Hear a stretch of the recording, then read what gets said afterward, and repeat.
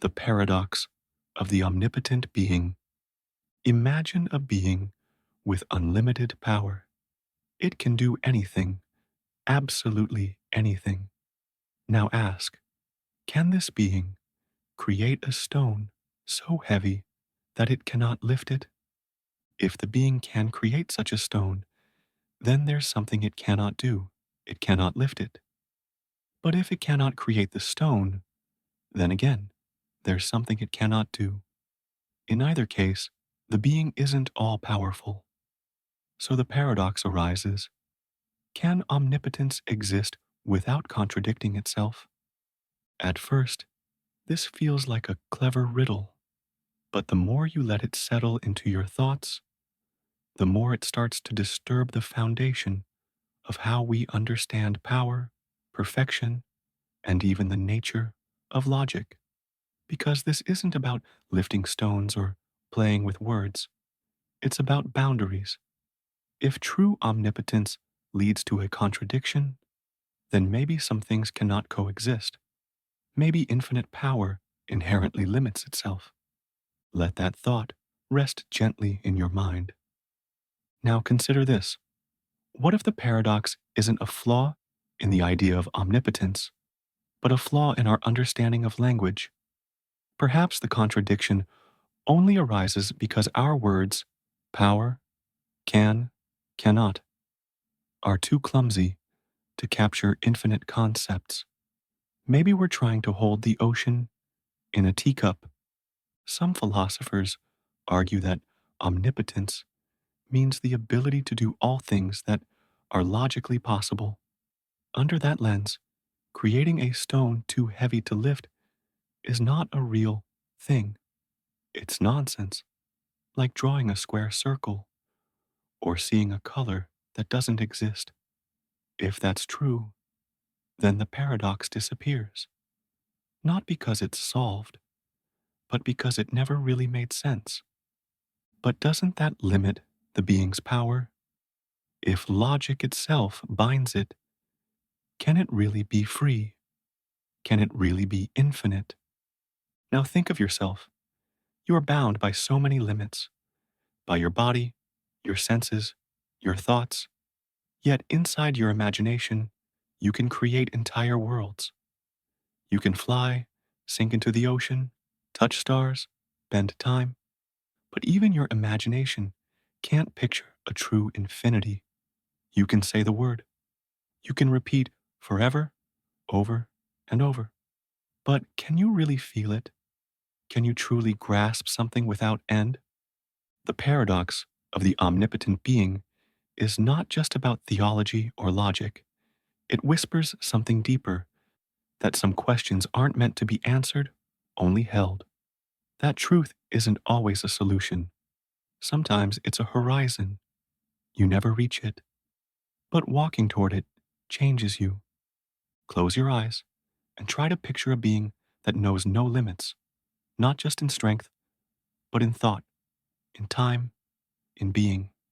A presence that is at once everywhere and nowhere, powerful but calm, silent but full of intention. Now try to imagine it wrestling with the idea of its own limits, not because it doubts itself, but because it wonders what it even means to be limitless. Could it ever be surprised?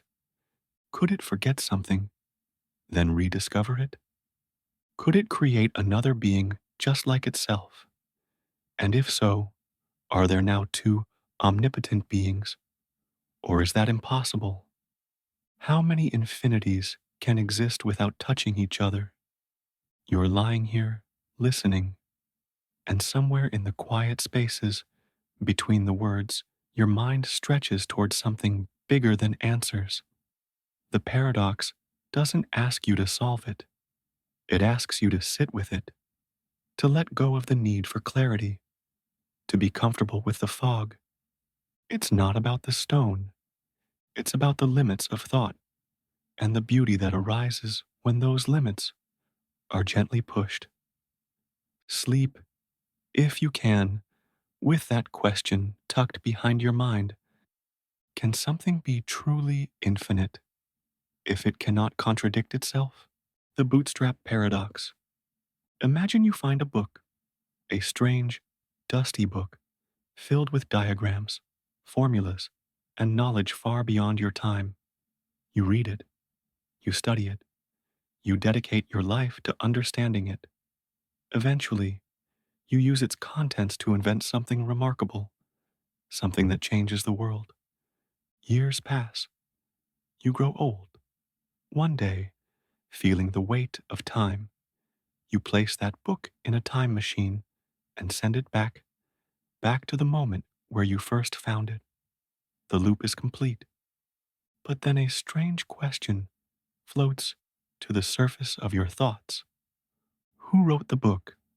If you learned everything from the book and then sent it back to your past self, then the knowledge in the book has no origin.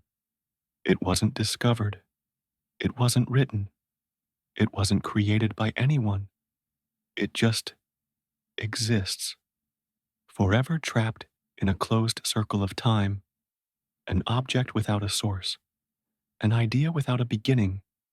This is the bootstrap paradox. It challenges the very fabric of causality, the basic idea that events happen in a sequence, that one thing leads to another. In this paradox, cause and effect eat themselves. The book exists because it was sent back, and it was sent back because it exists. Now imagine this isn't just a book. Imagine it's a symphony, a painting, a scientific breakthrough, an entire civilization's technology, knowledge appearing out of nowhere, looping eternally through time. No author, no origin, just there. It feels wrong, doesn't it? Your mind wants to scream for a first cause, a beginning, a seed from which it all grew. But the bootstrap paradox denies you that comfort. It tells you that maybe not everything has an origin. Maybe some things are simply self-born, recursive, infinite. In the quiet of your thoughts, the edges begin to blur. What if you are part of a loop you can't see?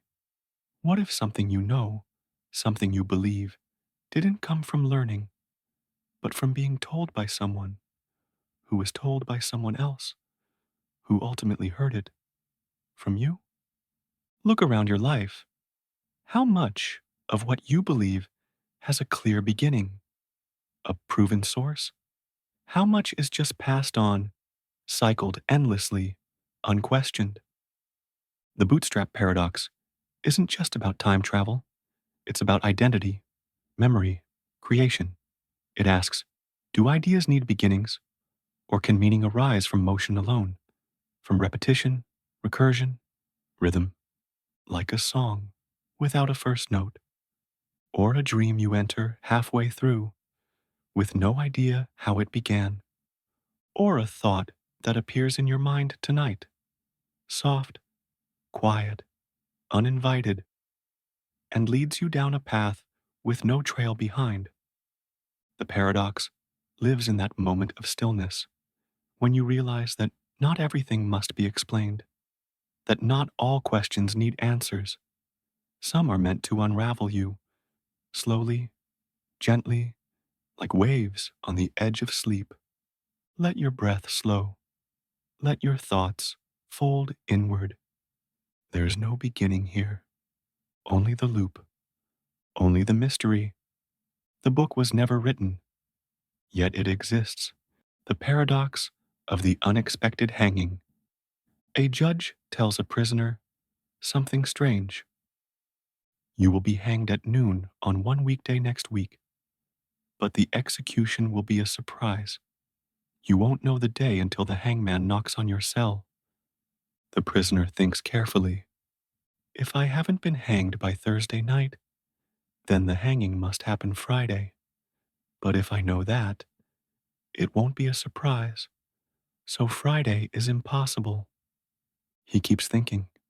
If Friday is ruled out, then Thursday becomes the last possible day. But if I know it must be Thursday, then that too cannot be a surprise. Thursday is also impossible. He goes backward. Wednesday is eliminated next, then Tuesday, then Monday. Eventually, the prisoner convinces himself that the hanging cannot happen at all. It would never be a surprise. But then, on Wednesday, at noon, the hangman arrives, and the prisoner is completely shocked.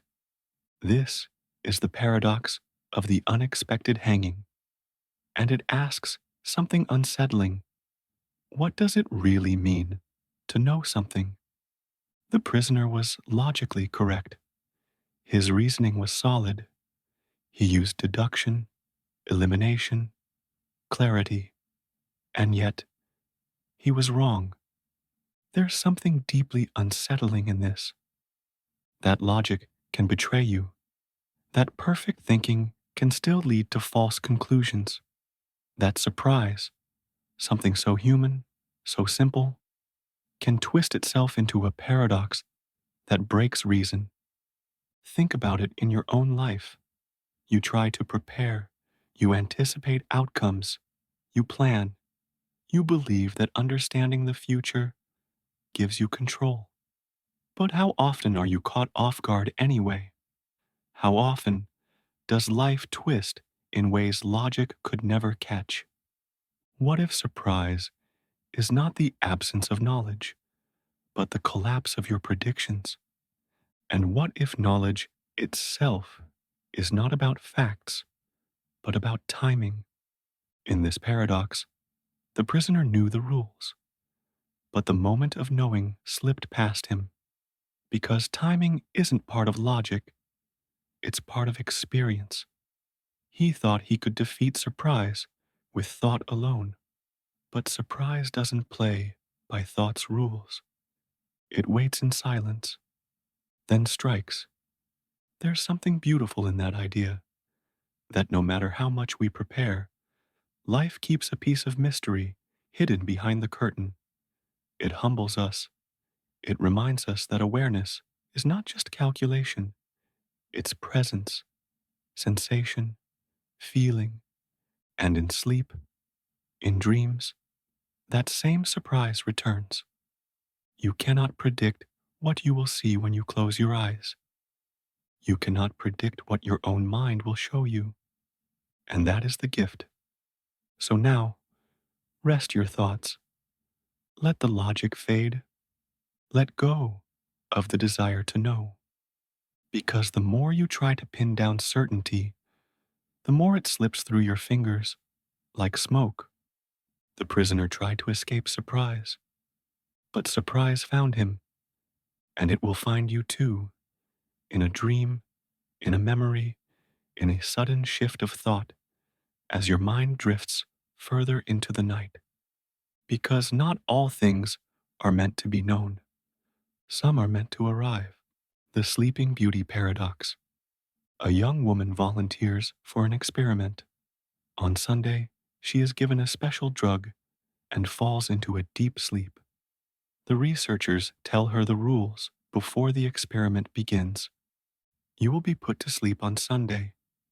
Then, we will toss a fair coin. If the coin lands heads, we will wake you up on Monday and ask you one question. Then, we will let you go. If the coin lands tails, we will wake you up on Monday, ask the same question, then put you back to sleep, erase your memory of waking, and wake you again on Tuesday, and we'll ask the same question once more. The woman agrees. The coin is tossed. She wakes up in a dimly lit room.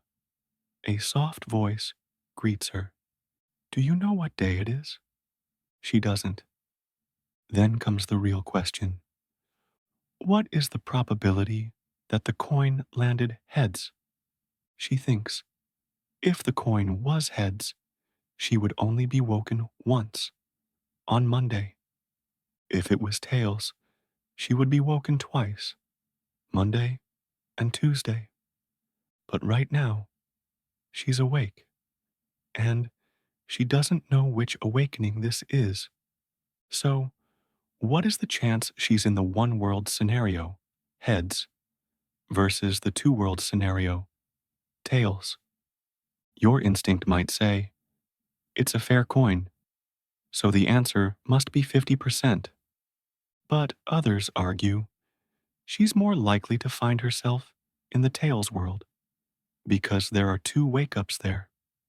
By that logic, the answer is 1 in 3 for heads and 2 in 3 for tails. Two answers, both logical, and they disagree. This is the Sleeping Beauty paradox, and it isn't about dreams or fairy tales or memory.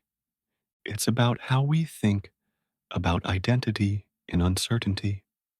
Because Sleeping Beauty wakes with no memory of how she got here. She's awake, and that's all she knows. The paradox is born from the nature of her self-awareness, from the incomplete story she lives in. Now imagine this on a larger scale. What if your own existence is part of a probabilistic game? What if you're living one version of many, a version more likely to occur because it contains more observers, more awareness, more wake-ups? This is where it gets unsettling, because the paradox touches something deeper. How do we assign probability when we are part of the experiment? You are not an outside observer. You are the waking moment. You are the question itself. And that means your sense of what's likely is tangled in what it means to be conscious. Your existence isn't neutral. It's a filter. You only experience the versions of reality where experience happens. That sounds simple until you realize what it implies. You're more likely to find yourself in universes where beings like you exist, in branches where awareness arises, in timelines where people wonder about timelines. In dreams, we always wake up in the middle, never at the start, never with a reason, just a moment, then another, like beauty waking, again and again, with no memory of the day before. So, what is the probability of your own existence, of this moment, this version, this stream of thought? What is the chance you would be born here, now, with these memories, these doubts? Some say it's random, some say it's selection, some say it's illusion. But deep in the paradox, a quiet possibility emerges. Maybe we don't understand probability because we don't understand ourselves. Sleep comes like the coin toss, unseen but decisive. You wake, and in that waking, you begin to ask. And maybe, like her, you are still inside the experiment, still repeating, still awakening to the same question. What is the chance that this is the only version? The simulation ladder. Imagine you are living inside a simulation, not a metaphor, a real one, where every thought, every memory, every sensation is code. The simulation hypothesis suggests that if it's ever possible to simulate a conscious mind using a computer, and if civilizations have the time and interest to do it, then there are likely far more simulated minds than real ones, because simulations are cheap to copy, but consciousness is not. If that's true, then statistically, you're far more likely to be a simulation than a base level entity, not because you're special, but because you're ordinary. And the ordinary is easy to simulate in bulk. But now imagine this. What if simulated beings learn to build simulations of their own? Simulations inside simulations, worlds nested inside worlds, each unaware of the one above. This is the simulation ladder. At the top is base reality, At the bottom, layers of consciousness, unaware they are only echoes of echoes. How many levels deep are we? Could you tell? Imagine a mind built in level 4 creates an AI in level 5. That AI, in time, becomes powerful enough to create its own digital world. Level 6. And somewhere deep in level 6, someone is dreaming. They feel what you feel. They think what you think. They wonder what you wonder. They have no idea their world is running on a server, inside another world, inside another simulation. And maybe neither do you. But here's where it twists. If minds can be simulated, and simulations can make new minds, then each layer becomes more likely than the one above it. Because each new layer creates more minds. So, statistically, if there's even one simulated world that spawns new simulations, then most observers will exist in the lower levels. That means the chance you're in base reality is vanishingly small. It's like this. If one person has a child, and that child grows up and has 2 children, and each of those has more, most people alive will exist generations later, not earlier. The same logic applies to simulations. Each layer creates more experience, more minds, more versions of you, so the odds collapse. The deeper the ladder goes, the more crowded the lower steps become. But now comes the real fracture. Let's say we build a perfect simulation, one that runs at the speed of thought. We simulate a lifetime, then 10, then a billion. Each one believes it is real. Each one wonders about its origin. Each one looks up at the stars and sees silence. What are they missing?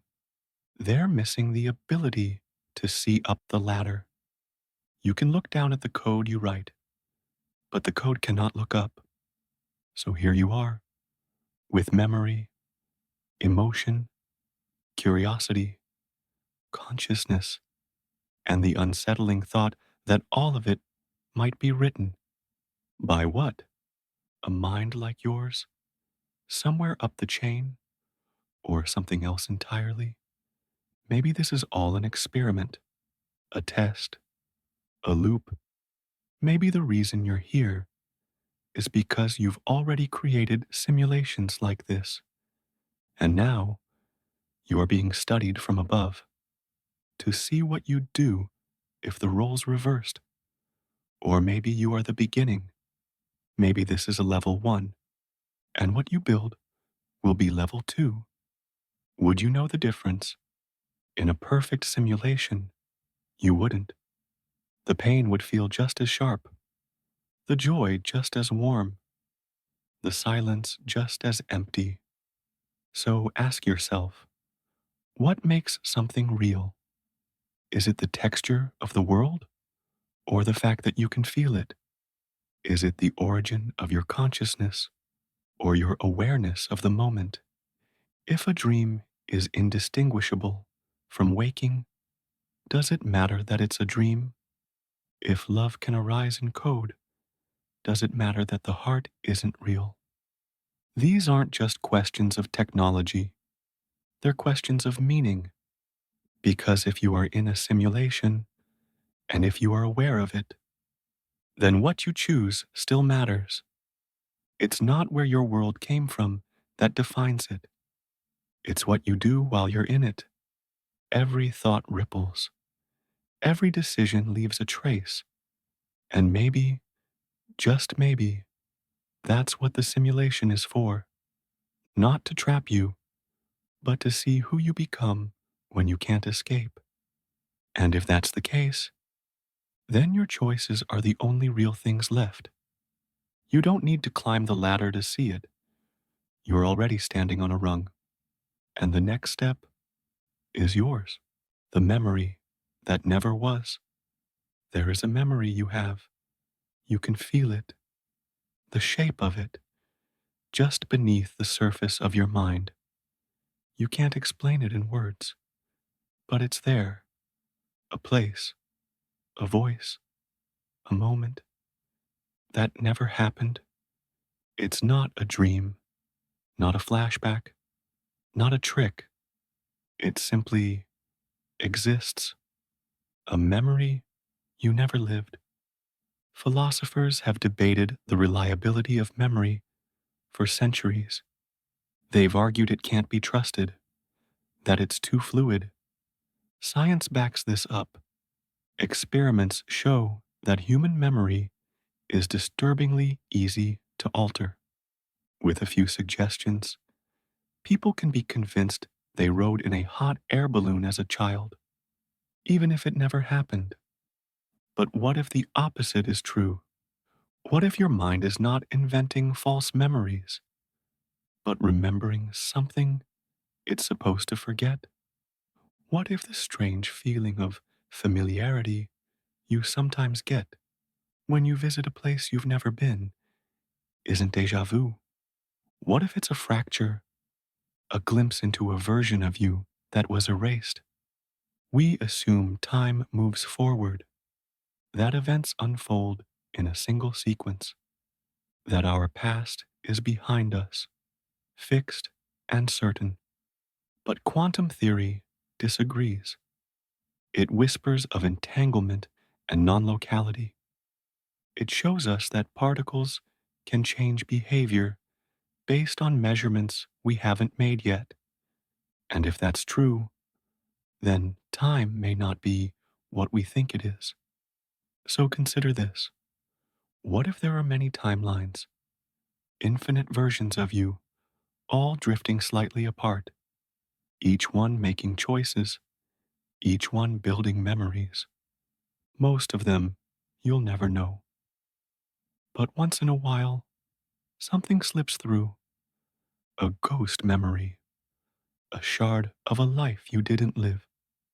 That moment when you walk into a room and feel something strange, like you've been here before, like something happened, but you can't say what. Maybe that's not confusion. Maybe that's interference.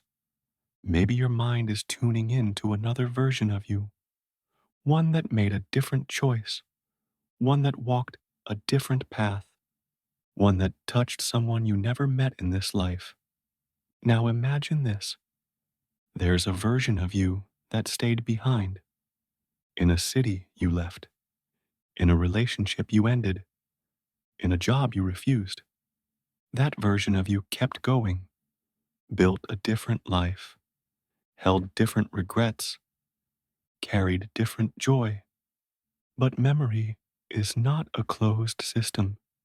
It leaks, and every now and then, you feel something that doesn't belong, a nostalgia for someone who never existed, a longing for a place you've never seen, a sorrow with no source. These are echoes, not of dreams, but of real lives. Yours, lived on a different path. You are a collection of all of them. In one timeline, you became a musician. In another, a teacher. In one, you died young. In another, you never spoke the words you needed to. In another, you did. Each of these versions has memories. Some of them overlap, some contradict, but they are all you. And sometimes, late at night, when your thoughts soften, when the boundaries blur, you feel it, a scene in your mind, too vivid to be fantasy, too specific to be invented. You remember holding someone's hand on a rainy balcony, but you don't know who. You remember saying goodbye in a hospital room, but no one you know has died. You remember the taste of coffee in a cafe you've never seen. And it's not just deja vu, It's not a glitch. It's you, but from somewhere else. Your brain wasn't designed for this. It evolved to believe in a single timeline, to keep you sane, to help you survive. So when you feel these impossible memories, it hides them. It tells you it was a dream, or a story you read, or something you imagined, but deep down, you know. You know the difference between fantasy and memory, and this is memory. So, what does it mean? It means that your life is not one straight road. It's a braid, a tangle of versions, each influencing the others in subtle ways. You are not the sum of your choices. You are the sum of all your possible choices, and the ones you didn't make, they are still inside you. Maybe the universe doesn't forget. Maybe it stores every version of you in a space outside time. Maybe death isn't the end of your story. Maybe it's just the end of this thread. Some people claim to have lived before, not in a past life, but in this one, differently. They remember buildings that don't exist, faces they've never seen again, histories that diverge just slightly from our own. And maybe they're not wrong. Maybe they're just more open, more porous, more sensitive to the bleed through between realities. You don't have to believe it, but you feel it in the gaps, in the moments that don't quite add up, in the quiet sadness that appears without cause. That is the memory that never was, except it was. Just not here. You're walking through a collage of lives.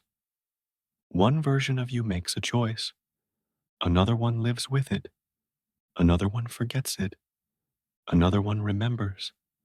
So, the next time you feel something strange, a pang of sorrow in a place you've never been, a smile that rises uninvited when you hear a song for the first time, a tear for a story that shouldn't hit so close.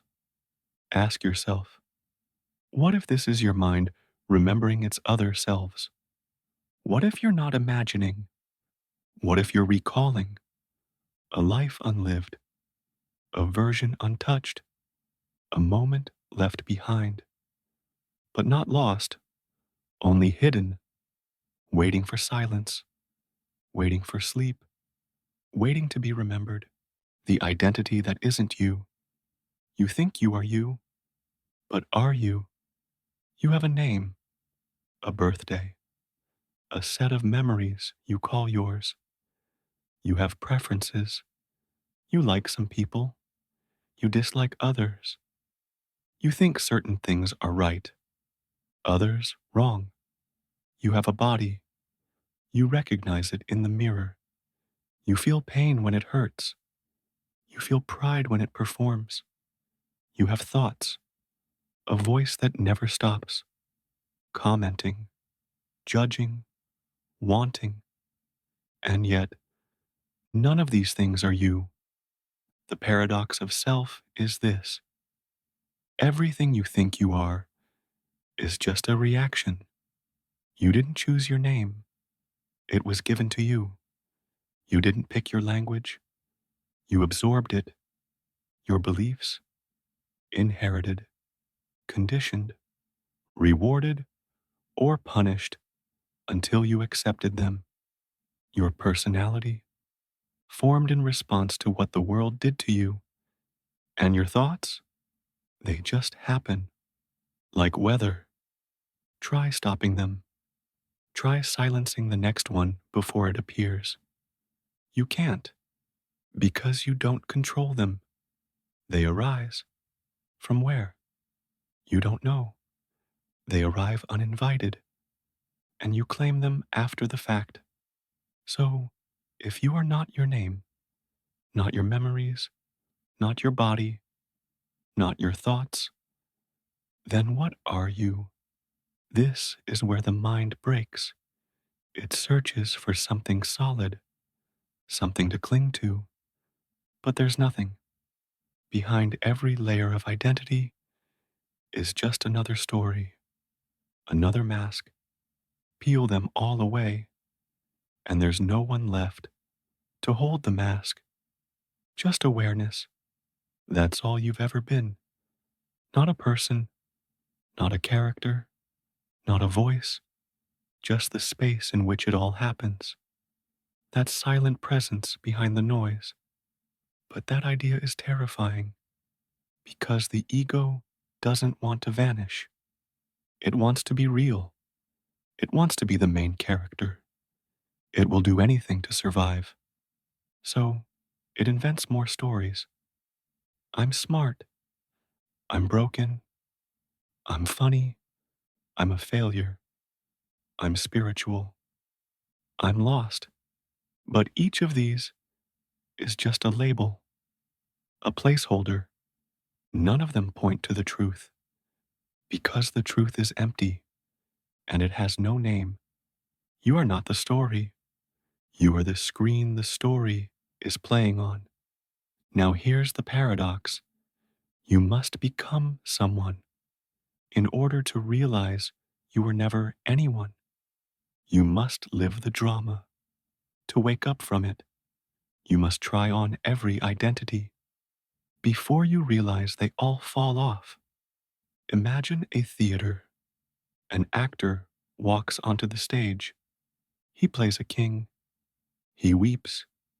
He shouts. He makes choices. But when the curtain falls, he is not the king. He never was. You are the actor, but you've forgotten your acting. You believe in the role. You mistake the costume for your skin, the lines for your truth, the applause or rejection for your worth. And this forgetting is part of the game. You had to forget to fully experience the illusion. But the moment is coming, slowly, quietly. The moment when you wake up on stage, mid sentence, and remember, none of this is who you are. You can still play the part, still laugh, cry, love, rage. But something shifts. A gap appears between you and the performance. You feel the mask on your face, and you stop mistaking it for yourself. This doesn't mean you disappear. It means you finally appear, not as a person, but as presence, unattached, unmoved, awake. And in that awakening, something strange happens.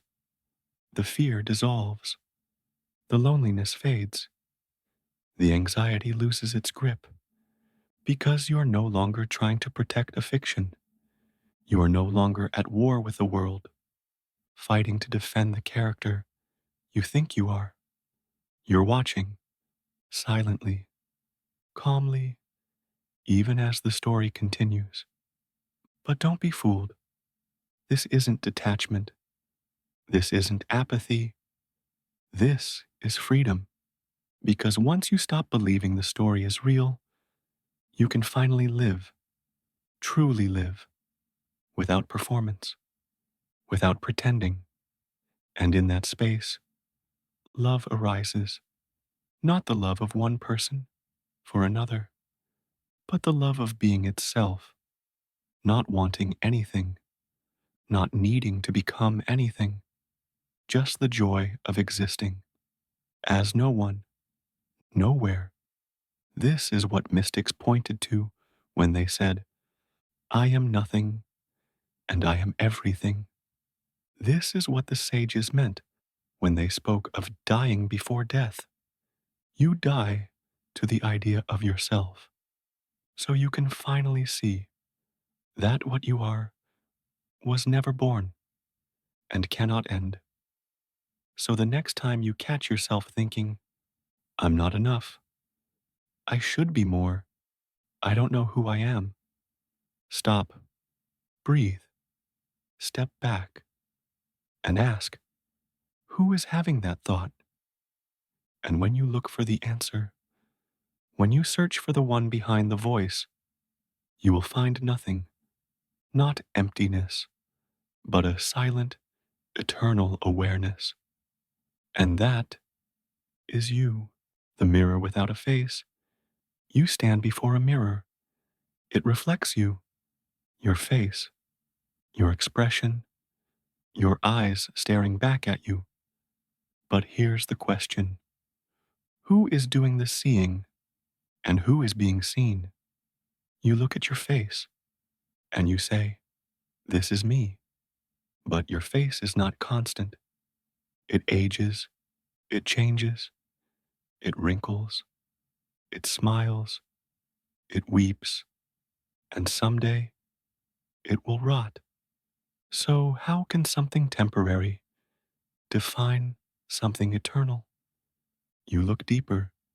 You see your eyes, the windows to the soul, they say. But your eyes are just instruments. Light enters, signals are sent, images form in the brain. But where is the seer? Where is the observer? Who is watching the images in your mind? Imagine this.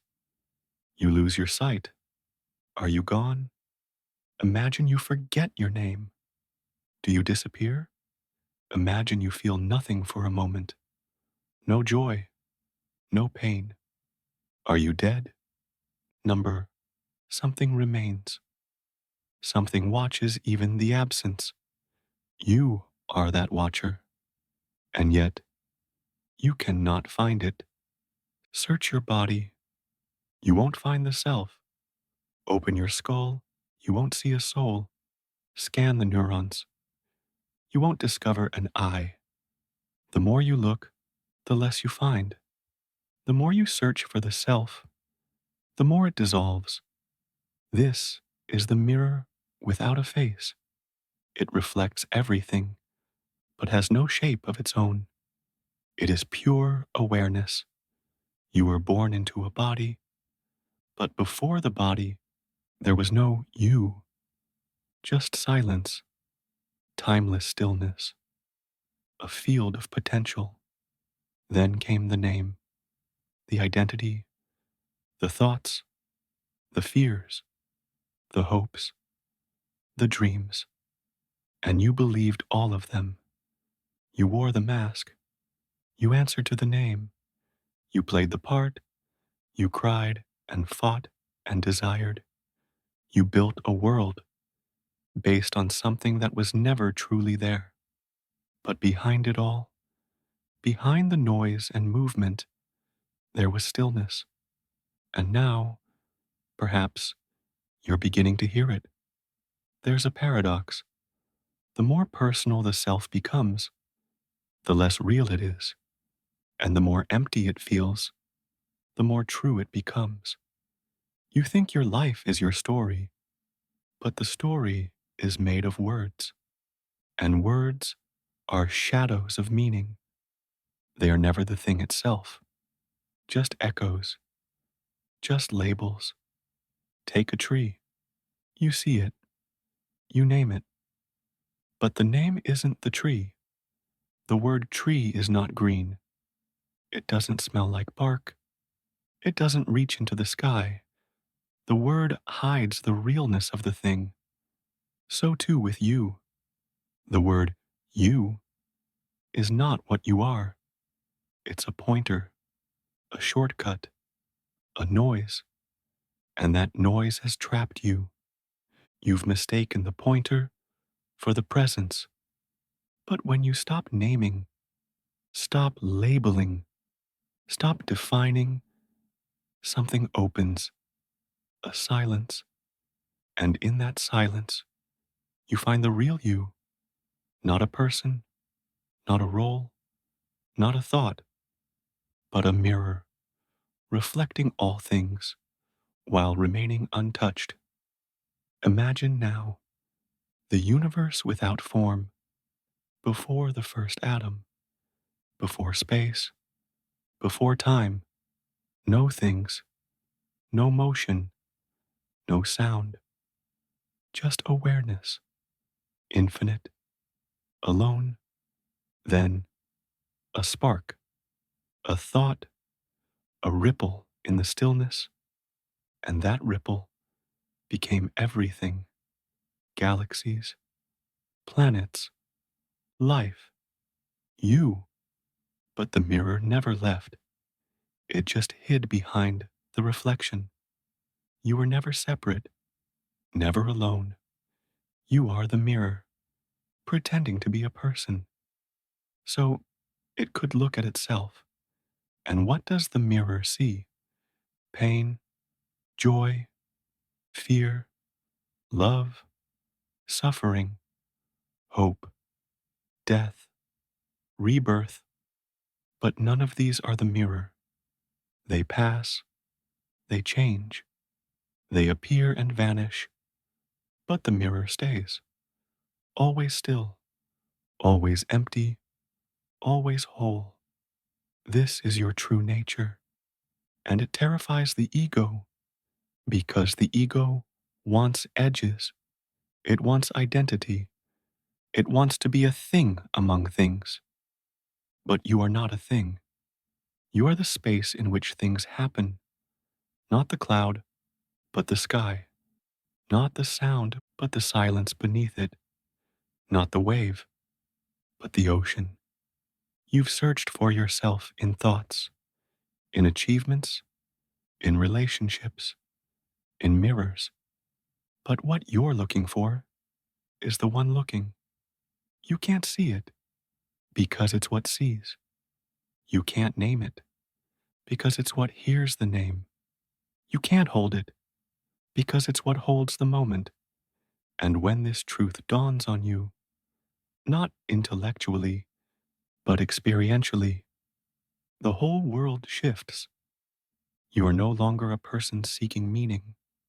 You are meaning watching a person seek. You are no longer afraid of death because what you are was never born. You're no longer obsessed with becoming because you already are. Right now, right here, in this breath, in this stillness, you don't need to be anyone. You don't need to prove anything. You don't need to go anywhere. You are the mirror. Before the reflection, the silence, before the sound, the presence, before the person. And that is enough. It always was.